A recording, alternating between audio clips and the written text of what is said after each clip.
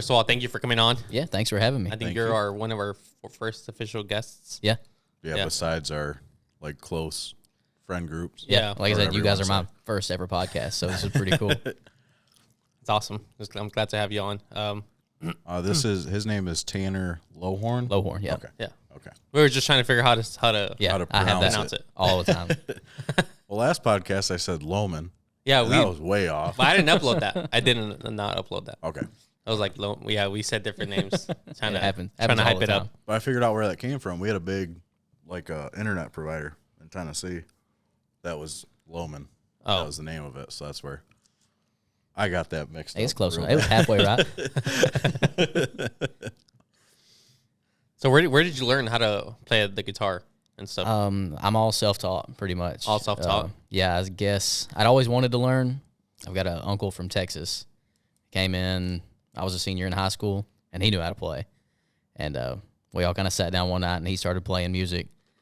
And everybody was just like, man, this is great. And I was like, I got to learn how to do that. So do you come from a huge family, like music background? Not really. No? No. He married into the family. And then my dad's side, if you go like way back, like some great grandparents or something, they were pretty musical. But other than that, no, not really. For whatever reason, though, I've always loved it. Dang. So when did you learn, like, damn, I could sing? Well, I started singing a long time. I mean, I was like 5, 6 years old, I think. Yeah. And I went to my mom and dad, and I was like, hey, I want to sing in the county fair this year. And they were just like, dang. All right, just out of nowhere. Where was this at? And, I grew up in Lafayette, Tennessee. Okay. So not too far from, like an hour from here. Yeah. So yeah, they were like, if you want to do it, we'll let you do it. And I got like one of the karaoke CDs and learned Days Go By Keith Urban. Yeah. Sang it at the county fair. And did that, singing in the fair up until I was like 12. And then I just kind of stopped and was like, it felt kind of corny at that point, just like karaoke type stuff. And I was like, if I'm going to do it, I need to learn to play guitar. And finally at 18, picked it up and found a website that went like lesson by lesson how to learn. And borrowed somebody's guitar, learned how to do it. And within, I would say like 6 to 8 months, I got to where I could like comfortably play a song for the first time. So, Wow. So while you're doing that, did you also like, you went to college to go get your degree and stuff like that? Yeah. So I went, first 2 years, I went to UT Chattanooga, studied nursing, hated it. Yeah. Miserable. Transferred up here to WKU, changed majors to civil engineering. And really, Chattanooga, I was still just kind of piddling around on guitar. I hadn't started songwriting or anything. And it really, music-wise, took off a little more when I got up here. Graduated and started playing live shows and stuff. So That's awesome. Yeah, that's crazy. I know when I first saw Tanner play, I wasn't with you. No, I think you were. I was with some other friends at Bruco, and I was like, dang, that boy can sing. thanks, man. And I liked it, too, because, I mean, it was upstairs in Bruco, which is, like, the more calm area. Mm-hmm. And you could, like, definitely, like, hear, like, his talent versus over where we went the other weekend. Oh, yeah. That's a big shout-out to Bruco, too, because they have put forth the effort and money to have, like, a really good sound system. Yeah, it sounds great. And they got a sound guy that actually cares about how it sounds in there. Yeah, I was watching him, too. He was walking around the whole time, like, messing with it. Yeah, they're constantly making sure. That just says a lot right there. Yeah, that's awesome. I mean, makes a huge difference. So that's where we were the first time I saw you. Uh-huh. Yeah. I got you. Okay. Yep. And then your camera had to get all messed up. Oh my God. That's why I switched cameras. Yeah. Yeah. I was tired of that rough. camera. That was rough. And the first time I went to go record you, I was excited to go edit the videos and stuff. We had a ton of what seemed like really good. Yeah, it was good content. And then I got home the next day. I tried to start editing it and stuff, and there was no audio. Yeah, that really sucked. I texted him. Real good. I texted him. I was like, "Damn, dude! Like, there's no audio in these videos," and that was terrible. Yeah, it was bad luck.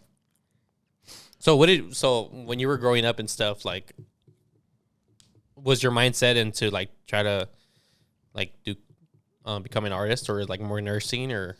Nursing was really just kind of like, I'm going to college, undecided. Okay. This is just a basic, easy career path. And I wouldn't say easy, but, you know, I'm going to be able to find a job when I get done with school after this. Yeah.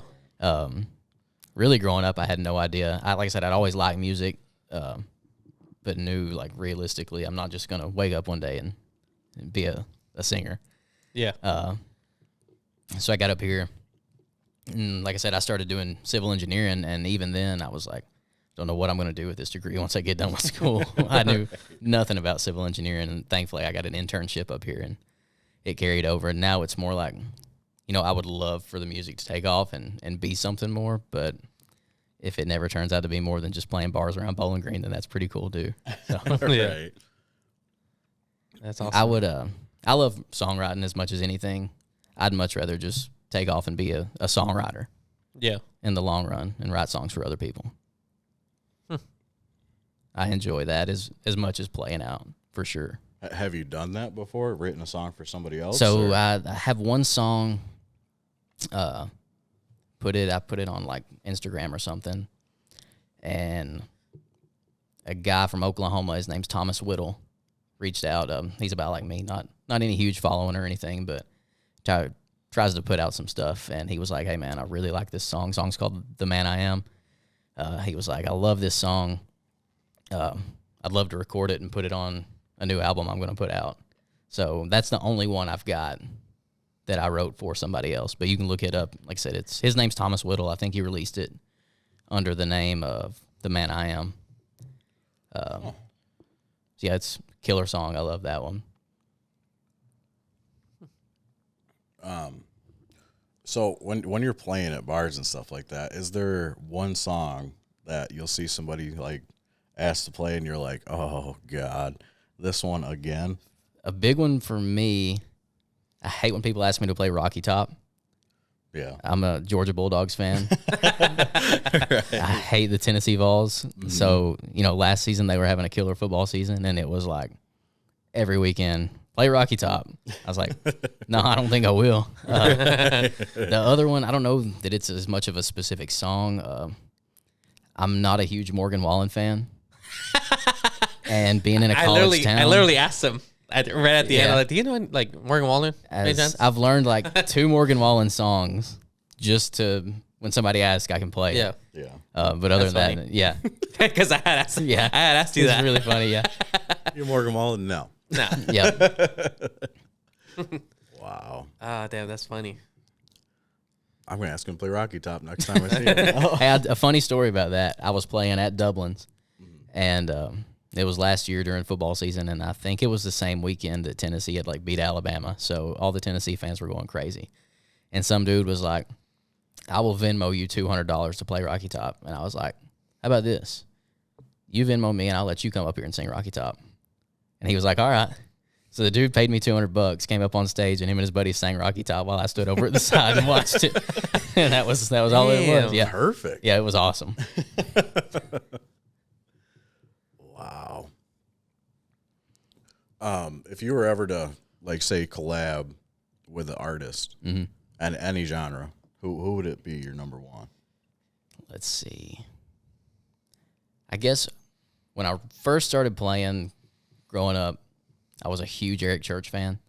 So anything with Eric Church would be super cool because he was one of my first ever, like, big inspirations. Yeah. Cody Jinks. I love Cody Jinks.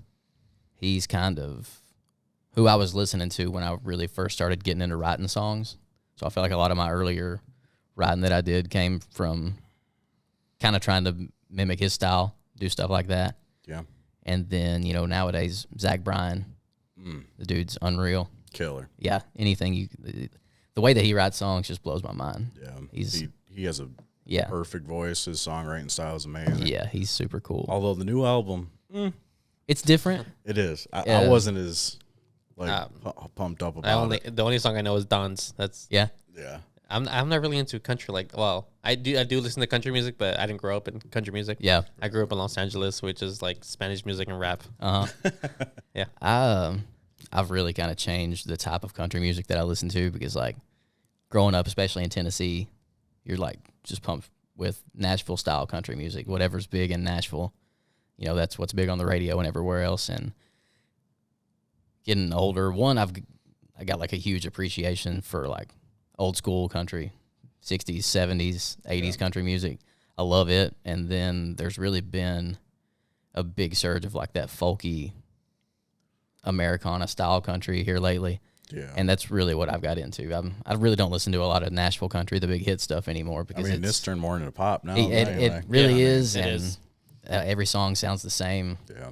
And it almost seems like they make everything, nothing is genuine. None of the lyrics are genuine. Right. And you can tell a songwriter that is writing something that they feel and somebody that's just trying to pump something out to make money off of. Yeah, and I mean, the worst part is, like, growing up, because I'm only 26, so, like, early 2000s, late 90s, even some of the big artists now, when they first started out, you could see how their music totally changed. Yeah. I mean, like, Jason Aldean and Luke Bryan and all that stuff. I mean, they started out with heaters. Yeah, for But sure. now it's just like, what are you guys doing? I was just talking to a guy the other day about Jason Aldean because his first, like, 3 albums, Yeah, they're awesome. killer. And Amazing. I couldn't tell you the last song that he even came out with because I don't listen to him anymore. Right. The newest one I've crazy. listened to him is his new one, the small town thing. Yeah. But other than that, yeah, it's nothing. Yep. I mean, but yeah, I like the no name artists that I find on TikTok Oh, yeah. all the time. Me and you too. And It's- because a lot of those guys, I mean, they're just telling their stories. They're not worried about politics and all that stuff and money and all that. They just Just like that other guy that just blew up on TikTok. that Oliver. yeah. Yeah, the Oliver guy. He's awesome. Man, that was a good story. Yeah. Yeah. It's crazy. He turned down a lot of money too. He did. I think he's supposed to be playing in the Super Bowl too, Right. along with I think Jason Aldean, if I'm not mistaken. I'm not sure. Yeah, he turned down millions though. Yeah. From what I heard. Yeah. I mean, that just goes to show you that music isn't all about money to some people. Yeah, It's the only way some people can talk. You know what I mean? that's true. That's very true. So what's the process in you like writing a song? Like, I've learned that it's different for everybody because I've done some co-writes and stuff with people. For me, I'll think of a line or a couple of lines or even just a couple of words sometimes. It's like, okay, this is something I want to run with. And I'll sit down and a lot of times, like, I won't even touch my guitar until I've written, like, a verse or a chorus because I feel like once I start putting music to it, it's, like, set in stone that that's how it's got to sound. And it's hard to get away from that. And I like to try to write out the majority of a song before I start putting music to it. Because I don't know how other people are. For me, it's like once music starts going to it, I feel less, I don't know, free with the lyrics that I write for it. Without music, then it's more like sitting down and like writing a poem. Right. And yeah, I feel more creative, like lyrically, when I write it that way compared to. And I've had songs where I'll have music first. You know, Right. they're all different, but overall, I like to sit down and just try to pump out words. And then I'll sit down and be like, okay, well, I might play 4 or 5 different melodies and be like, okay, I like this one. so it's easier for you to create the lyrics first. Yeah, for sure. That makes sense. And how long does that take? Like, Man, say, some of my best songs, I've sat down and it took 20 minutes. that's crazy. And then I've also had some where I'd write for 2 months before I felt good, before I was ready to be done Yeah. with it. You're just walking out in public and somebody says that one thing, Yeah. and you're like, that's it. That's happened. That's what I It need. Definitely happened. Wow. I feel like the other way though that you mentioned is like when there's an actual the guitar is already playing. I feel like I don't know if you get the same feeling, but it's almost like you're forced to fit in with the Yeah, your that's words with the definitely what chord, it is. and then you just have to like have the fill-ins in Yeah. of those words just to make sure it's run smoothly. Yeah, that's So exactly. I what like it's the way you do it. Yeah. Yeah, that's awesome. Yeah, because then it might work with some verses of that song if you have a melody already, and then the second part it won't. So then you get brain freeze. Yeah, and it won't work. That happens and then- all the time. It's Then you get writer's block. You'll get writer's block easier with that. yeah, And it's a lot easier to kind of alter the way the music is being played to fit words than it is to change words up to fit music, if that makes sense. It makes Yeah, sense. I see what you're saying. There's only so many synonyms Yeah. that you can use. Right. I can't say that word. but Yeah. Yeah, that's funny. So is there one of your songs that like did better than your other ones? So Plastic Flowers, out of the ones that I've got released, is by far like my most popular one. Everybody loves that one. If I could go back, I would definitely record some different ones when I went into the studio to do those 4, because at the time I'd been writing songs for maybe 8 months, something like that, and people from Nashville reached out and was like, "Hey, come down and record some stuff," and we like to help out independent artists. So I was like, for sure. And I took some of what I had at the moment, went down there, and I love how they turned out. It's awesome. But now, so much further down the road and kind of knowing more of my sound, and writing songs I like better, I would love to have some different ones, because I don't know, maybe Plastic Flowers, but the other 3 would probably be completely different songs at this point. Really? See, I like your song, the Tennessee Tumbleweed. Yeah. I love that See, I song. love that one, but at that time I probably had 20 songs. I'm around probably 115, 120 now. Wow. Oh, that's crazy. Yeah. So where is all your music? Because like you look on like Apple, and I only see a couple. So I've got those 4 that have been released. Everything I've ever written, I've got my voice memos on my phone. Whoa. Damn.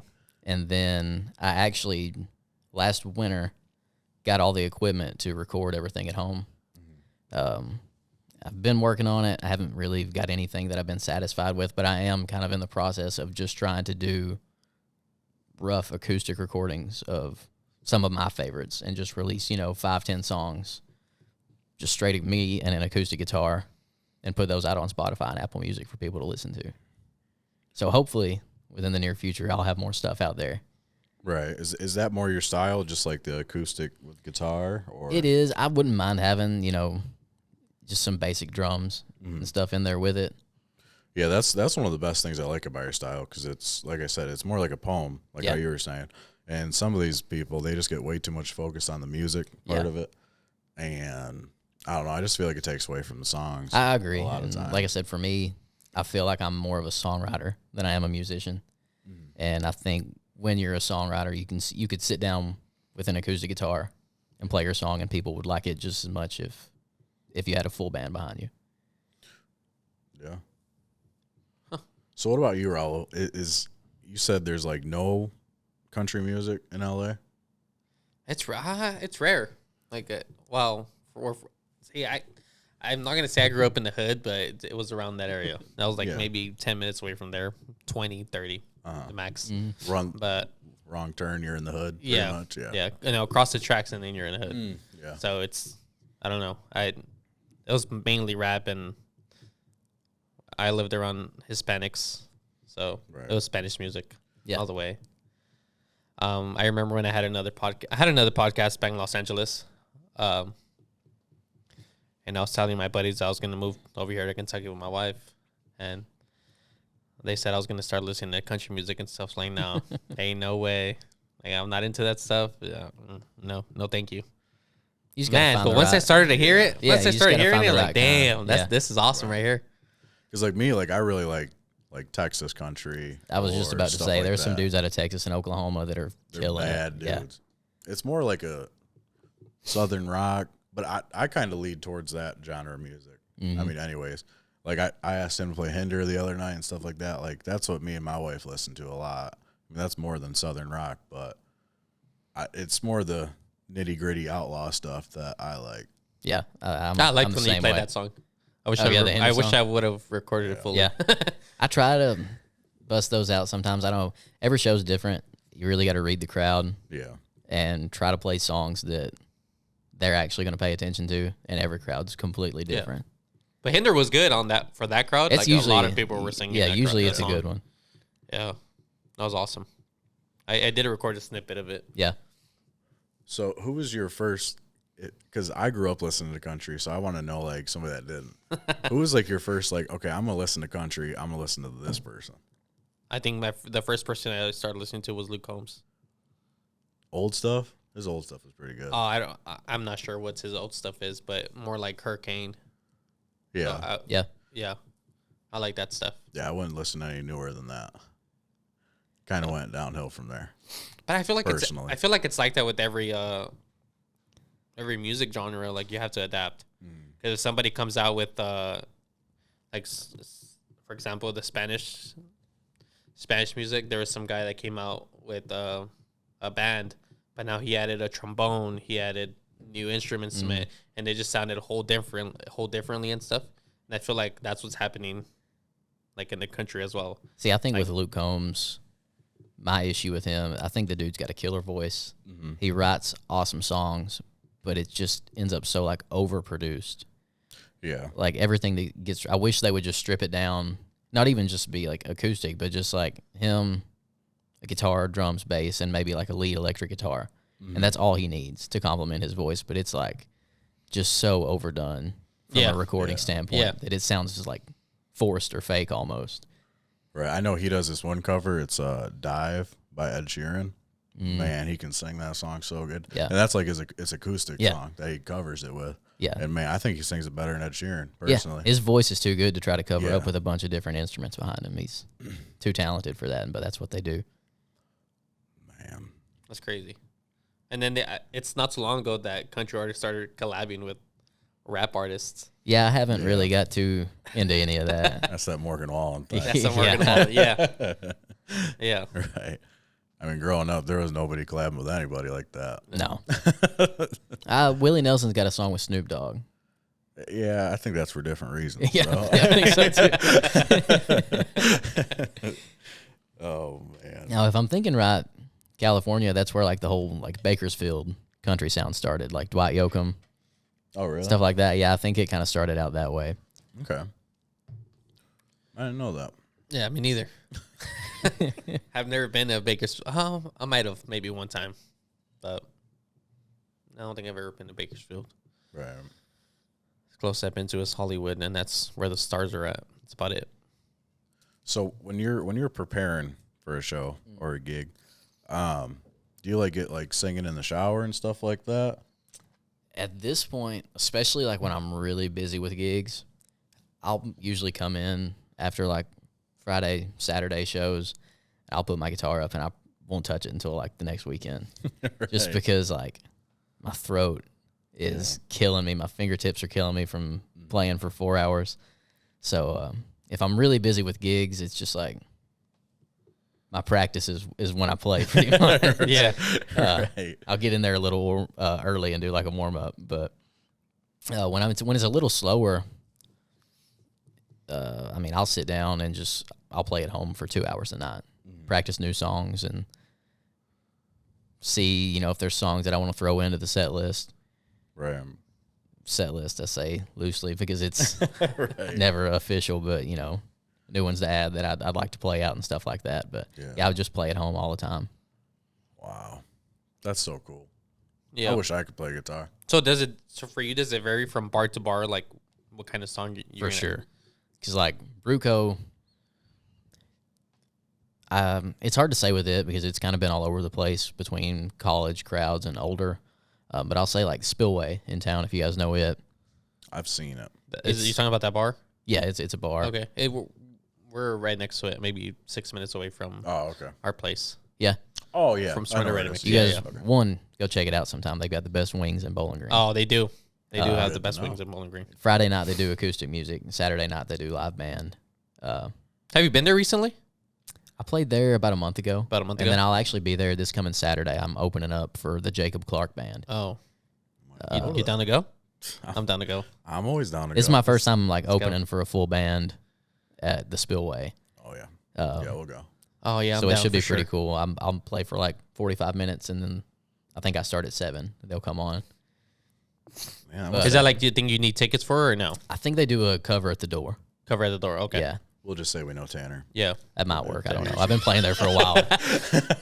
But playing there, it's usually... We'll just carry a camera each. So like, yeah, we're just here I'm for with Tanner. the band. Yeah. Don't worry. You guys can carry one of my speakers. Yeah. There we go. That's funny. But it's more of an older crowd. Not a lot of college kids show up there. Right. So I can play a lot of like older country music. Nice. Some classic rock type stuff, and it's a hit there. But then like Dublin's, it's 99% college kids, yeah. and they want the hits and what's on the radio right now. Mm-hmm. Right. And so yeah, going into each place, I kind of know what to expect. And then usually, especially places like Dublin's and stuff, once people start getting some drinks in and feeling good, and then like after one or two people come up and ask for a request, then it's like the floodgates open. Because as soon as somebody realizes that I'll take requests, then it's just a line. And as long as I know it, I'll play it. But Play Miley Cyrus. Yeah. No. yeah, I've had to turn down. I try my best not to turn them down. Like I've played Taylor Swift for people before, Oh man. but Yeah. it gets hard sometimes. When you first started out, was it like easy for you? I mean, I know you said you started out young, but like getting in front of a crowd and singing. So that has never bothered me. Man, I start stuttering if I'm in a room of like 10 people, and I get all sweaty and stuff. It my first show, Damn. I was playing for a room as full as this when it comes to the crowd. But the first time I played in front of like a decent amount of people, even then it was like I got a little nervous, but I've always had this mindset of like you're never going to be able to please everybody. They're either going to like it or they're not. Yeah. So I'm just going to do my thing, and if they don't like it, that's on them, I guess. That's a good way to think about it. Yeah. Nobody's there's not an artist in the world that doesn't have a few people that are like, they're not for me. When you're singing, do you ever pay attention to I know you're in front of the crowd, but do you pay attention to the crowd, or you're like... I try to, Yeah. because you can kind of get a read on what if they actually like the stuff you're playing, or if you need to take it a different direction. I got you. Yeah, because I know you said you get nervous, but back when I was in high school, I actually performed like a rap song, and I was in front of like 600-700 people. That was a talent show. So, but I don't remember. Yes, I was looking forward to the crowd, but I was not paying attention. Like, Yep. I think it would have freaked me out. Right. I'd be like, turn the lights up more. I don't want to see nobody out there. It really helps when the crowd's all drunk, because Yeah, I got you. it doesn't matter how bad you sing. If they know the song, they're going to scream it. So Right. that helps a lot too. Or if there's a UFC fight on that night. That too. Yeah, Remember that fight? yeah. Sure, Sean was O'Malley on that night, yeah. versus Sterling. Yeah.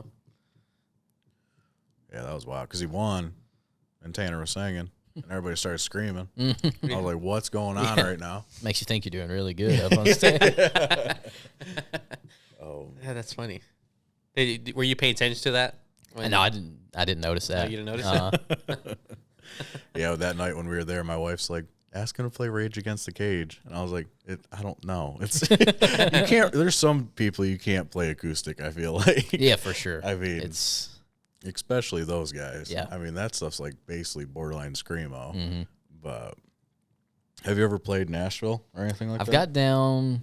Let me think here. I think 4 or 5 songwriters rounds Nice. in Nashville. I've never done any like just actual gig. It's all songwriters rounds, which is go in. You'll be up on stage with like 4 people, and you get an hour, and you just rotate playing songs. Kind of like open mic. Kind of. Yeah. But I've actually been able to go down to the Bluebird Cafe in Nashville.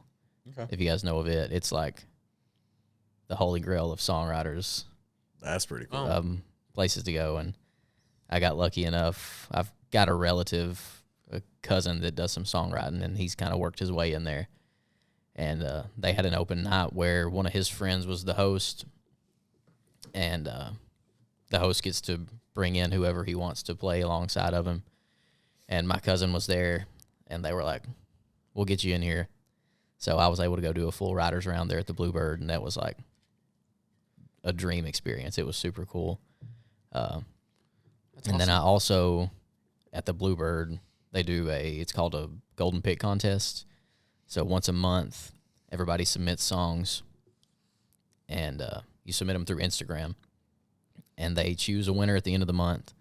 The winner wins a guitar, 2 tickets to the Bluebird in a show, and then you get to go to the Bluebird on their open mic nights, which is a Monday night, and perform your song that won. And last August, I think, I was the winner for the Golden Pick. Damn. So, Man. yeah, I got to go What down. song was it? Wishing Wells. So I haven't released it yet. Yeah, I haven't put it out. That's the one, whenever I get my recording stuff set up, that's the first one I'm going to put out. Because it was a pretty big deal winning that to me. I was able to get down there and play it, and I won a Taylor guitar, which is top of the line acoustic guitar. And the other cool thing from that, they actually put all the winners for the year, because each year is a different season. They'll take all the winners for the year, put everybody's name in a hat, and do a drawing for an even nicer Taylor guitar. And they drew my name last December, and I won a Taylor Grand Pacific Builder's Edition guitar, which is... It's a guitar that I wouldn't have never been able to afford. That just sounds on fancy. my own. Yeah, that's my baby. I'm halfway afraid to even like take it down from. We got it hanging on the wall. I don't even want to take it down and play it. I just like to leave it up and look at it most of the time. Wow, that's pretty cool. Yeah, it was awesome. Super cool experience. They send you a plaque or anything too? I've got a literal golden pick. Whoa, It's got the that's awesome. Bluebird logo on it. Yeah, that's crazy. I didn't know they did that. I'm gonna start putting you in every month. I've wondered, like, I've thought about reaching out and be like, can you only win this once or one time, or can I submit stuff more than that? I'll push it on my social media. We'll make it happen. I've got enough songs I could submit, Right. a new one all the time. And this month again. So is there a day you're planning to release a song? I mean, once you record it, I don't have a date yet. No. If I think my issue, because I have recorded it and I've kind of edited it a little bit, and I think my problem is I'm looking for perfection, and I'm not gonna get a perfect recording. Yeah, you're not gonna get it. I'm constantly finding something. It's like, well, I don't really like how that sounds, and then I re-record it. Are you doing your own like editing? Yeah, I'm doing it mastering, all on that my stuff? own, which I know nothing about, so that makes it Yeah, hard. I was like, Yeah, that's something tough to get into. yeah. So I need to be a little less strict on myself and just be like, this sounds good enough. Yeah. If people want to listen to new music, then they'll listen to it no matter what the quality is. Like, if it sounds good enough, then people will listen. So if I can get to a point where I'm happy with the recording, I think I could submit it through and have it streaming within like 3 weeks, 4 weeks, something like that. You wear all kinds of hats then. Yeah. Songwriter, producer, singer, everything. Yeah, man. Jack of all trades. Right. Did COVID affect you at all with like music? COVID, well, Because I know some people that say it helped them out. I would honestly say that it helped me a lot more than it hurt me, because I was still in school at the time. And thankfully with my internship, I was able to keep working. So with school, everything went on Zoom, and college became extremely easy once everything went to Zoom. My last 2 years were a lot easier than my first 2. So it helped me in that aspect. And then as for shows, that was before I had started playing any live shows. Okay. So my first live show was like as soon as they lifted restrictions, that was when I started playing live. That probably helped you. Yeah. Honestly, I mean. So from a songwriting standpoint, I wrote more songs during the lockdowns than any other time. I was pumping out like a song a day when I was locked in my room. What else do you do? Yeah. So, I mean, out of the, 110, whatever I've got, I'd say 60, 70% of my songs were written during the lockdown stuff. Dang. So Crazy.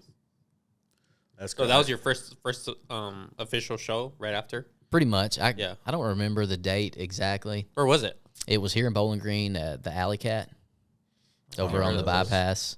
It's a neat little bar. It was the only place that would actually let me come and play because nobody knew who I was, and it's really hard to get started when nobody knows your name. So what'd you do? I just reached out to them and was like, hey, I'm going to start playing live. So would you guys let me? And they were like, yeah, sure. And I played for 4 hours, and I think 6 people might have showed up.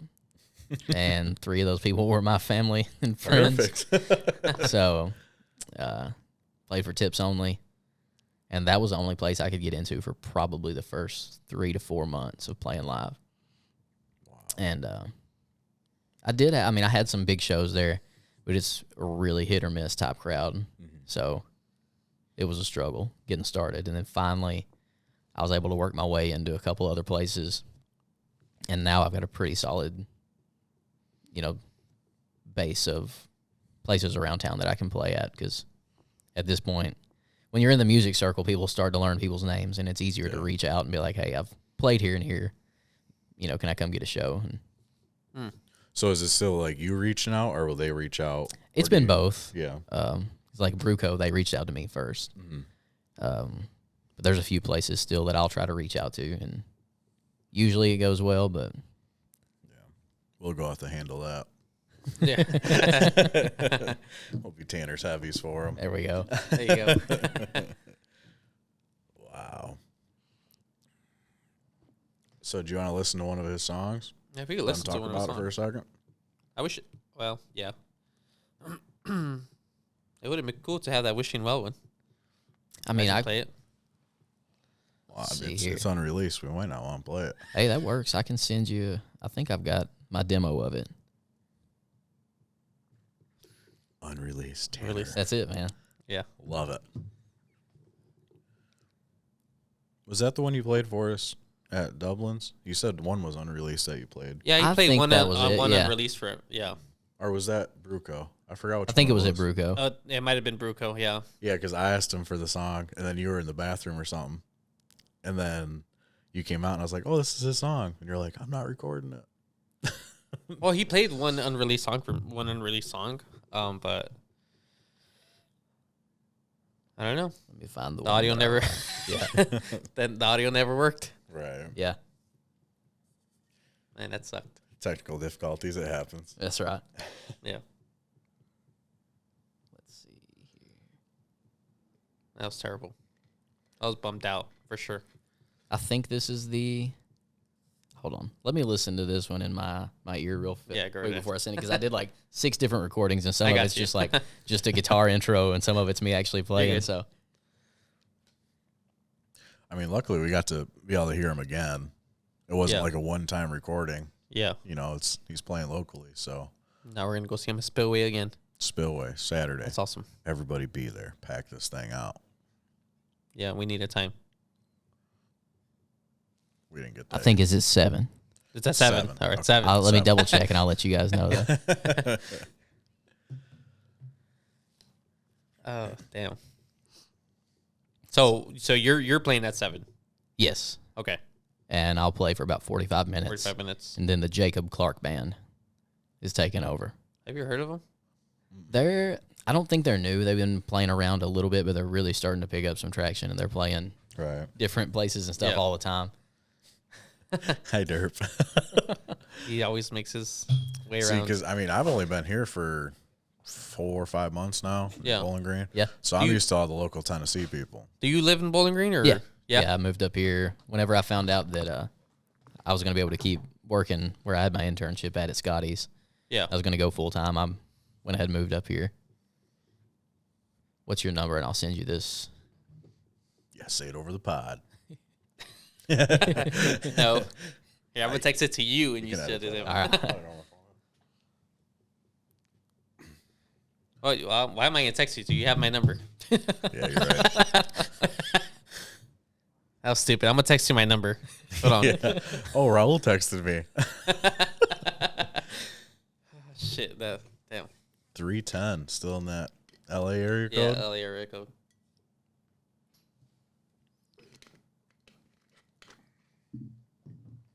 It's all right. We can always just this out if we have to. Yeah. Yeah. Okay. I'm so excited.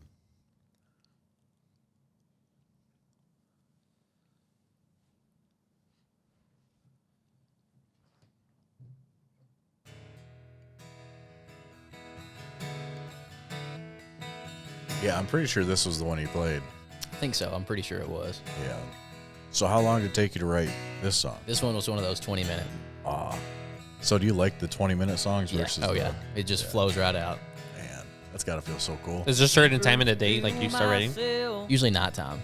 Nighttime. Cheap booze and nicotine than it is to fill my truck up with a tank of 93.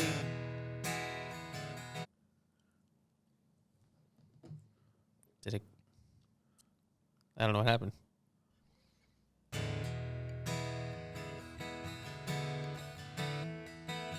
Probably should have saved it. It's all right. No, We're going to just do this all listening. over again. There we go. Just listening to it, though, I see how you said Eric Church. Because you guys would sound pretty damn I get good. that comparison all the time. I mean, especially, Cheaper to fuel yeah, like his slower songs. Yeah. Sounds a lot like Eric Church. and nicotine than it is to fill my truck up with a tank of 93. I struggle to find comfort in a world that's bound for hell. And all I've got to my name is a soul that I won't sell.